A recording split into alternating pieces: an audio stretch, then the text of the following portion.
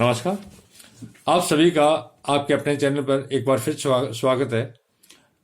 आज मैं आप लोगों को बहुत ही महत्वपूर्ण स्नान के बारे में बताऊंगा। इस स्नान का उल्लेख करने से पहले मैं आपको बता दूं कि परमात्मा ने सृष्टि का निर्माण किया, हमें बनाया। सबसे पहले परमात्मा ने पानी बनाया। पानी बनाकर अपनी शक्तियों का समावेश पानी में किया। पानी को नीर और नारायण भी कहा जाता है हिंदी में।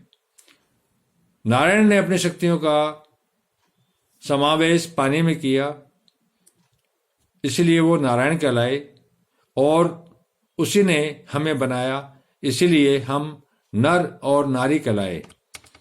अब मैं आपको कटी स्नान के बारे में बताता हूं।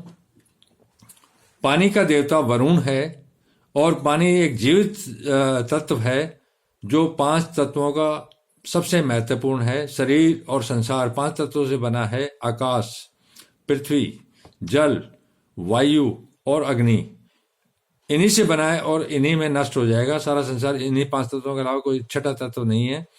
अब शरीर जो 5 तत्वों से बना है, इसमें से कोई भी तत्व या पांचों तत्वों में कोई असंतुलन हो जाए तो बीमारियां, व्याधियां पैदा होगी। अब इनको ठीक करने के लिए इन्हीं 5 तत्वों का ही इस्तेमाल करना पड़ेगा। आकाश अर्थात ईश्वर के अलावा 4 तत्व और हैं जो मौजूदा दिखाई देते हैं।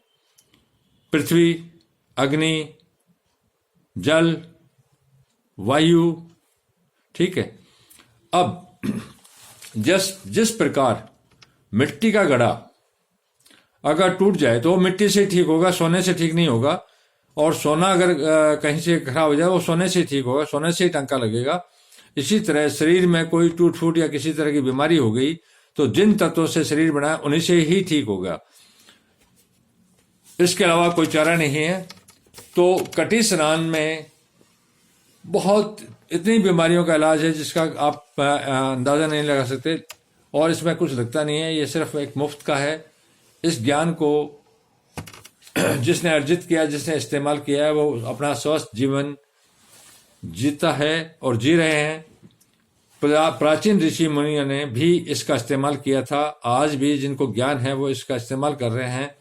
नाभि स्थल जो सुंडी का भाग है, वो माताओं बहनों के लिए तो बहुत महत्वपूर्ण है, लेकिन उसके पुरुषों के लिए भी उतना ही महत्वपूर्ण है, क्योंकि यहां से जो शरीर की तीन मुख्य नाड़ियां हैं, ईड़ा, पिंगला और सुषमा वो नाड़ी है जो इन दोनों के बीच से निकलती है।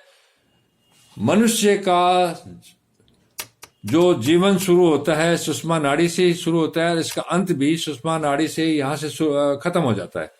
तो शुरुआत नीचे जहां पूंछ होती है, पूंछ के पास से सुषमा नाड़ी शुरू होती है और यहाँ खत्म होती है। जीवन की जो शुरुआत है वो सुषमा नाड़ी से शुरू होती है और सुषमा नाड़ी से ही अंतिम खत्म होती है। ये इन तीनों नाड़ियों का उद्गम स्थल है। नाभि के पास ही पेट का भाग है, और पेट को मेडिकल साइंस में एक मैजिक बॉक्स बताया गया है। मेडिकल साइंस भी उतनी उन्नतिशील होगी, लेकिन उसको मैजिक बॉक्स बताया गया है। वो भी बहुत मुश्किल से पेट की बीमारी को अगर इलाज नहीं कर पाते। अगर उदर रोग या पेट रोग किसी तरह से हो जाए तो बड़ा उसका जटिल काम हो जाता है। अगर उदर ठीक है, पेट ठीक है, तो सब कुछ ठीक है। हाजमा है और है, सारा कुछ इसमें है। तो कटी स्नान का बहुत महत्व है। कटी स्नान से उदर रोग, किसी तरह का पेट का रोग ठीक होगा। मासिक धर्म, माता बहनों को जो मासिक धर्म के अनियमितता या किसी तरह का श्वेत पद्धर या किसी तरह की बदबू वगैरह जो है, वो इससे हमेशा के लिए ठीक हो जाएगी। किसी भी तरह का पीठ, साइटिका इत्यादि जो है उससे निजात मिलेगी।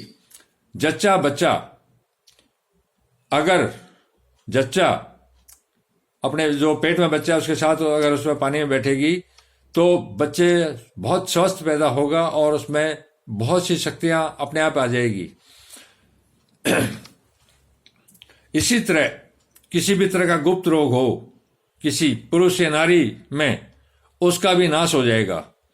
कटी स्नान, कटी स्नान का मतलब है कि नाभि तक पानी में बैठो तो एक बड़ा टब लेके उसमें स्वच्छ पानी डालकर एक बड़े टब में आधा भर के उसमें बैठ जाएं और अपनी टांगें बाहर निकालें। लेकिन जब कटी स्नान करें तो किसी तरह का शरीर पर वस्त्र नहीं होना चाहिए। निर्वस्त्र होकर किसी एकांत जगह पर हम बाथरूम वगैरह में बैठें। आधा घंटा रोजाना अगर इसका जो उपयोग करता है कटी स्नान का, उसको उदर संबंधी रोग किसी तरह का नहीं है, मासिक धर्म वगैरह का भी संतुलन है वो ठीक हो जाएगा। किसी तरह का परदर वगैरह है या कोई गुप्त रोग है, उसका बहुत प्रभावी इलाज है ये, जो मुफ्त में मैं आप लोगों को दे रहा हूं। तो इसका इस्तेमाल करें तो जन कल्याण के लिए ठीक है कि वो स्वस्थ रहें, सुखी रहें। गर्मी के महीनों में तो ये है, लेकिन अगर पूरा जीवन पूरे गर्मी सर्दी इसका इस्तेमाल किया जाए कटी स्नान का, तो कोई इससे नुकसान साइड इफेक्ट किसी तरह के नहीं है। इससे बहुत इतने फायदे हैं जिसका आप अंदाजा ही नहीं लगा सकते। कटी स्नान के लिए पानी समय के हिसाब से, मौसम के हिसाब से उसको गर्म ठंडा नहीं करना, जैसा आ रहा है वैसा ही इस्तेमाल करना है। और जो पानी एक बार इस्तेमाल कर लें उसको दोबारा इस्तेमाल नहीं करें, टब को साफ करके रख दें और दोबारा दूसरा पानी भर के रख दें ताकि दूसरे दिन स्वच्छ पानी और तरीके से हो। तो मेरा आपसे और दुनिया के तमाम लोगों से अपील है कि इसको करें और इसके फायदा अपने आप आपके सामने आएगा। धन्यवाद।